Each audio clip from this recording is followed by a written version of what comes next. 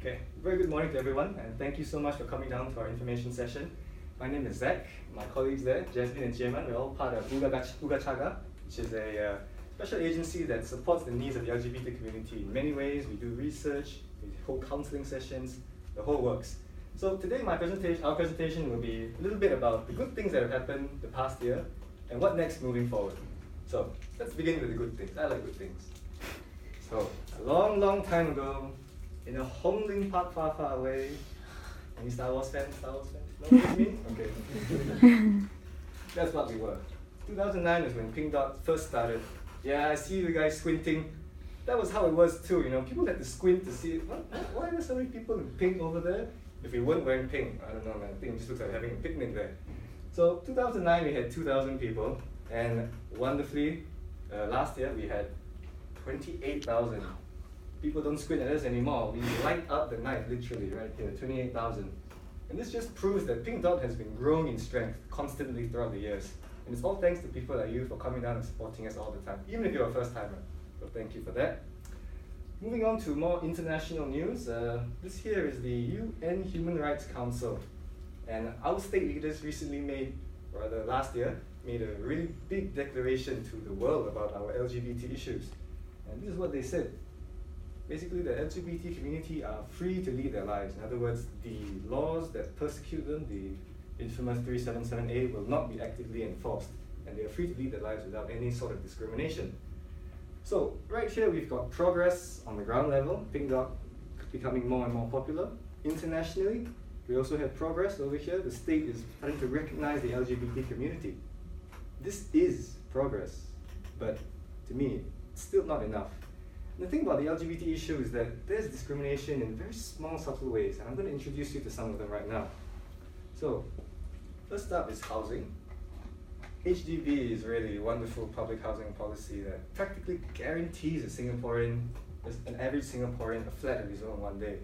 But that's the statement, but it's not exactly true. The true statement should be every married Singaporean couple is practically guaranteed an HDB flat. And this is because in Singapore, only man-women marriages are recognized. Don't have same-sex marriages. Let's take another example. Healthcare. I see some of you guys a bit young to worry about Medisave. That's okay, but I'll just tell you what you need to know. And Medisave is a wonderful policy to help Singaporeans save money in case they need any medical expenses for themselves or their family. I think you guys are getting the picture, right? Family.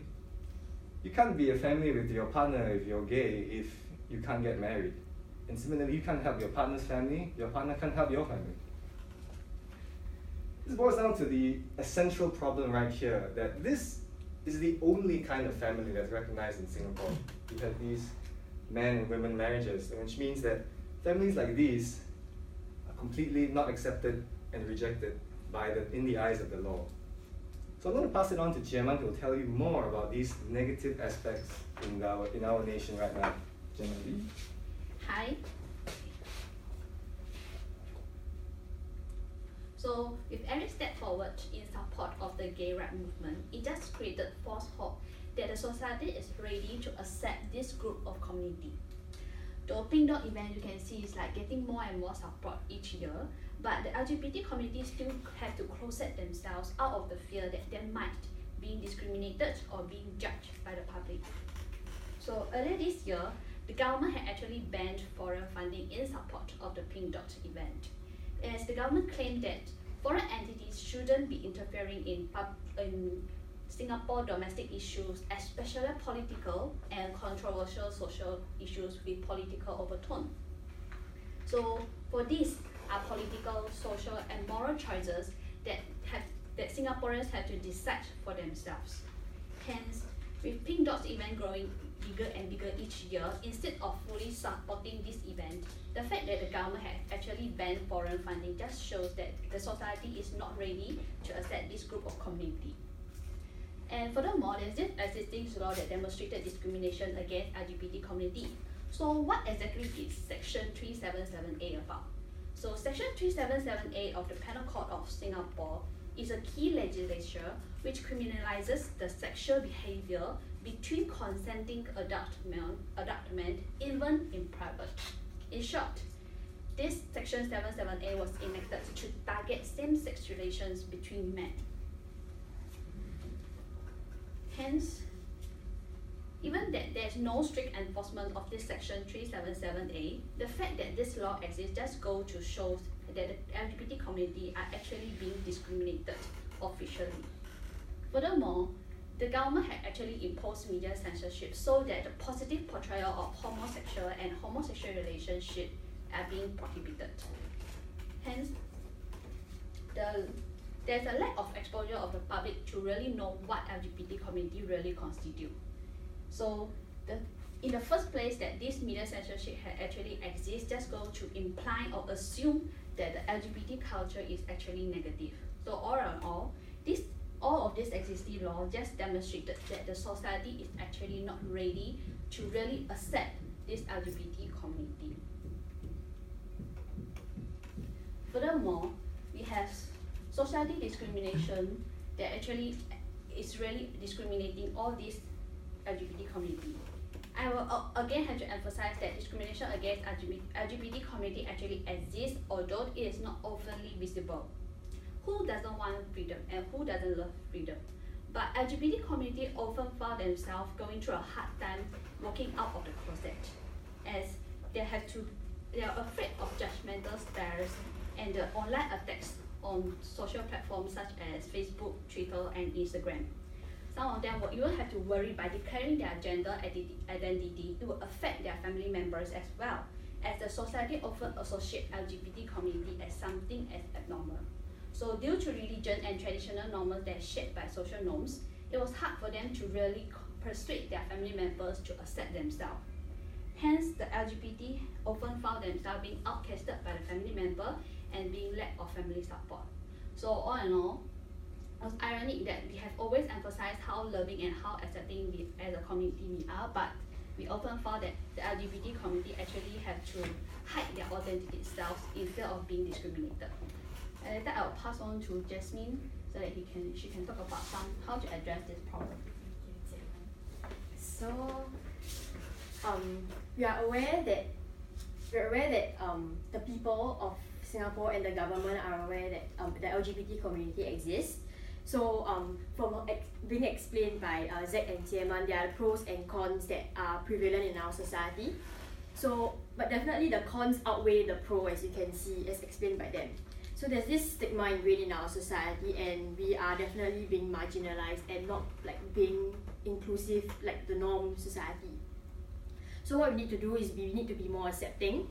So we need to start making a change. So how do we start making this change? Well, it starts with all of you guys.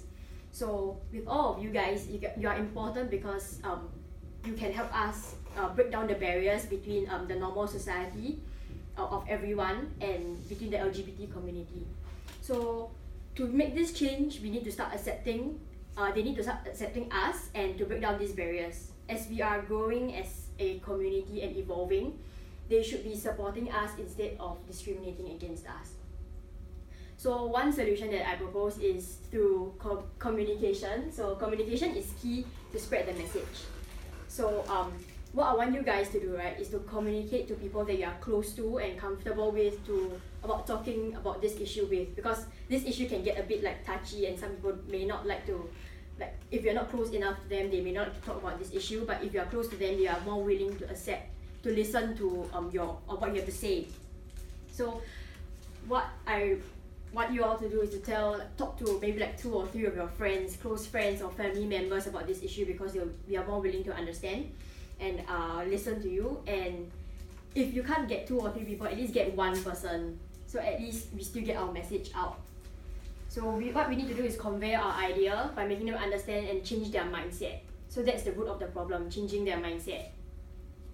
So when they are persuaded, they will also help to spread this message. So you're not only targeting like, for example, I'm not only targeting like 1 person if I talk to them. If I talk to 1 person, as you can see, I'm spreading to like a few other people, and then it goes on and on. Yeah. So when our society becomes more accepting of us, right, when we come together, we'll get the attention of our government. Because when we stand together, our government will listen to us as we advocate this issue. So they will see the need to change. So how can they start this change? For example, they can start changing with like the laws. So for example, Zach has talked about the HDB laws just now. So they can make it more inclusive and treat us as equals by allowing married gay couples or lesbian couples to at least like get housing, because that's what they deserve. So for example, if the US can legalize gay marriage and stand for the gay people, so why can't we? So it's because there are people who believe that's why there are changes that are being made over the years. So if we believe, we can also make this change. So after today, after this speech, what I want you all to do is to become advocates to help to increase awareness of this issue. So I want you all to help change the mindsets of the people, of the general public, so that we become the norm. So we are on the same level as them, and that we are being more inclusive in all their laws and regulations and stuff like that. So if we stand together, then we can be heard. Yeah. So I'd like to end off today's speech with one question, and I hope you can like convey this question when you're talking to your friends or your family members about this issue. So we all have the same physical characteristics. So we have 2 eyes, 1 ear, we are made up of the same skeletal structure, etc. So are we really all that different? Thank you.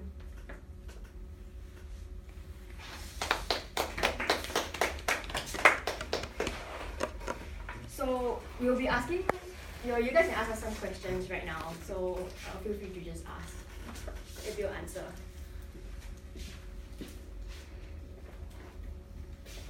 Questions? So my best friend is this gay guy. So why do you think people discriminate against homosexuals? Like what's the underlying reason?